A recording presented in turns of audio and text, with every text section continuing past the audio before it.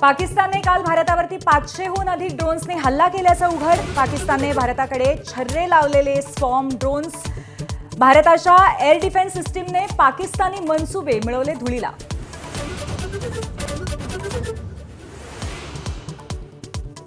पाकिस्तानच्या लष्कराचा भ्याड हल्ला कॅमेऱ्यात कैद. पूंछमधील नागरी वस्त्यांवरती हल्ला.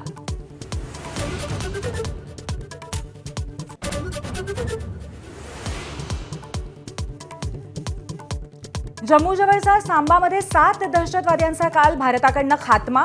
बीएसएफच्या कारवाईची चित्तथरारक दृश्य समोर.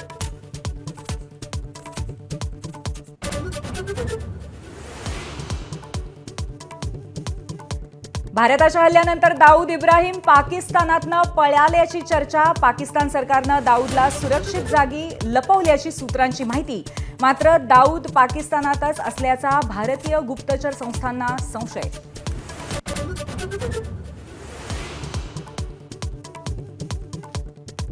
आयपीएल आठवड्याभरासाठी स्थगित. भारत पाकिस्तान संघर्षाच्या पार्श्वभूमीवरती बीसीसीआयचा निर्णय.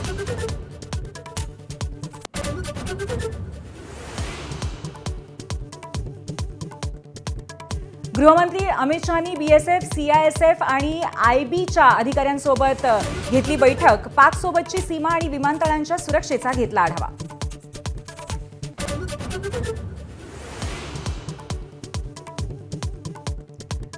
राजस्थानच्या जैसलमेरमध्ये पाकिस्तानी उखळी तोफांचा रात्रभर मारा. नागरी वस्त्यांवरती पाकिस्तानने भ्याड हल्ला केल्याचा ढळढळीत पुरावा.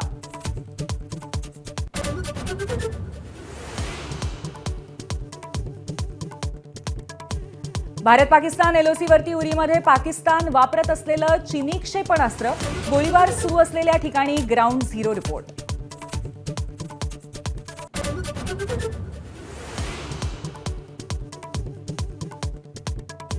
भारताकडनं थेट पाकिस्तानची राजधानी इस्लामाबाद लक्ष्य. साखळी स्फोटांनी पाकिस्तानचं इस्लामाबाद हादरलं.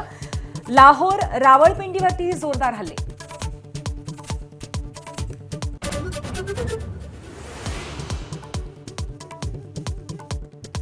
देश आणि पीडितांना ऑपरेशन सिंदूरमुळे न्याय मिळाला. सरसंघचालक मोहन भागवतांकडनं भारतीय सैन्य आणि पंतप्रधान मोदींचं अभिनंदन.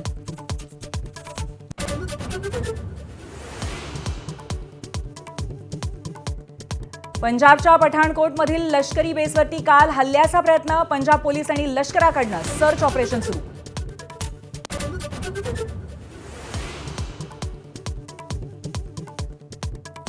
भारत पाकिस्तानच्या युद्धात पडणार नाही, ते आमचं काम नाही. अमेरिकेचे उपाध्यक्ष जेडी व्हान्स यांचं स्पष्टीकरण. इंग्लंडमधल्या भारतीय उच्चायुक्तांनी फाडला पाकिस्तानचा बुरखा.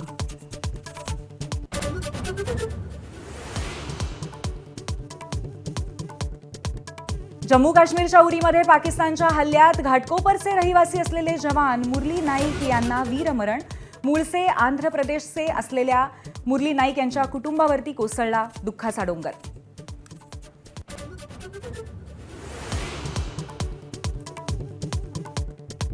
अमृतसर जवळच्या अटारी सीमा परिसरामध्ये कडक पोलीस बंदोबस्त. एरवी बीटिंग द रिट्रीट परेडमुळे गजबजलेल्या भागामध्ये आज मात्र शांतता.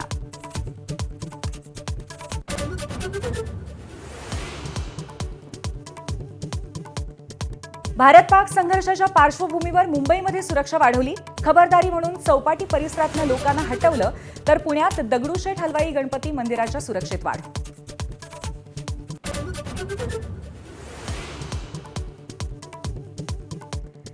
मुंबईतल्या सिद्धिविनायक मंदिरामध्ये फुलं, हार, नारळ घेऊन जायला बंदी. तर शिर्डीतही फुलं आणि हार स्कॅन करूनच मंदिरात प्रवेश मिळणार.